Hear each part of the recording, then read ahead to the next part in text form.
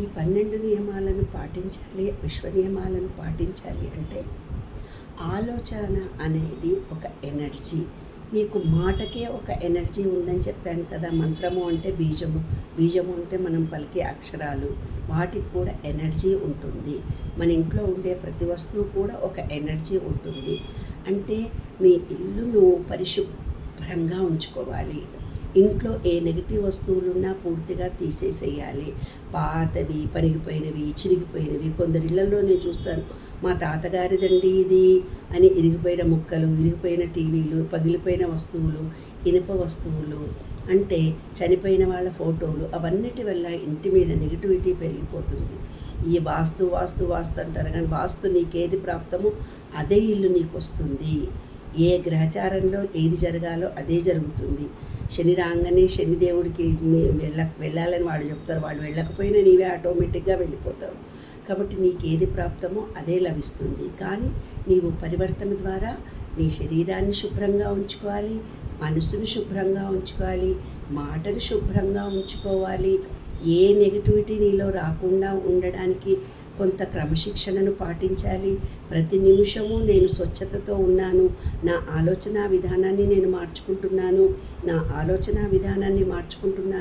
ప్రతి వాళ్ళలో ప్రత్యేకతని చూస్తున్నాను, నేను ఎవరిని క్రిటిసైజ్ చేయను, నేను బాగా అదృష్టవంతుడిని, నేను అనుకున్నది జరుపుకోగలిగే యోగ్యతను, అదృష్టంని పొందాను నేను.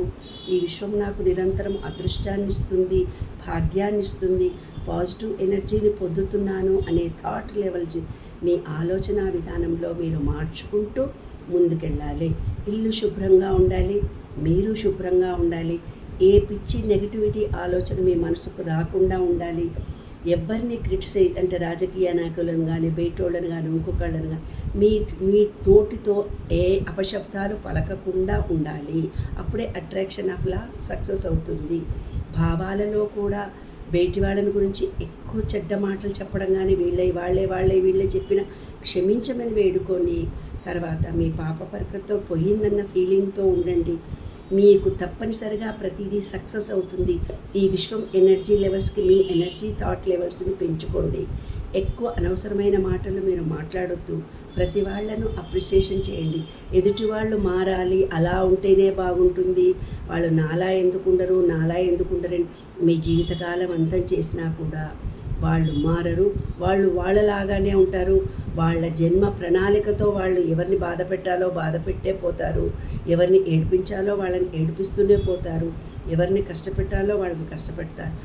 నీ గురించి ఆలోచించుకో. నీకు వాళ్ళు అలా ఉన్నా ఐఆమ్ యాక్సెప్టింగ్ ఎవ్రీవన్. వాళ్ళను నీవు మార్చాలనే ప్రయత్నం మార్చుకొని, నేను మారాలి, నేను జీవితంలో కొత్త విలువలు తెలుసుకోవాలి, నా జీవిత ప్రణాళిక వేరే ఉంది. పెళ్లి చేసుకోవడము, పిల్లలు కనడము, బరువులు బాధ్యతలు మోయడము, ఈ రోగాలు, రొస్టులు, బాధలు, కలుపులు, కన్నీళ్ళు అవన్నీ కూడా అనుభవించేశాను, అయిపోయింది. నేను ఇవాళ ఏదో నా జన్మకు ఒక సార్థకత ఉంది. మీరు ఆలోచిస్తూ పోయి మంచి చేస్తూ, మంచి చూస్తూ, మంచిని ఆలోచిస్తూ మీలో ఎనర్జీ లెవెల్స్ను పెంచుకొని ఈ విశ్వం ఎనర్జీ లెవెల్తో మీరు జాయింట్ అవ్వండి. మనం అనుకున్న కోరికలన్నీ సాధించవచ్చు. మీరు కూర్చున్న చోటనే ఏది కావాలంటే అది వచ్చేస్తుంది. డబ్బు కావాలన్నా డబ్బు వచ్చేస్తుంది, పెళ్లి కావాలన్నా పెళ్ళి వచ్చేస్తుంది, ఇల్లు కావాలన్నా ఇల్లు వచ్చేస్తుంది. అన్ని ప్రదేశాలు తిరిగి చూడాలనుకున్నా చూసేస్తారు. మీ ప్రతి కోరికను ఫలించడానికి మనకు అంత శక్తిని మనలో ఇచ్చాడు. కానీ పాజిటివ్ థింకింగ్, పాజిటివ్ వైబ్రేషన్ ఉండండి.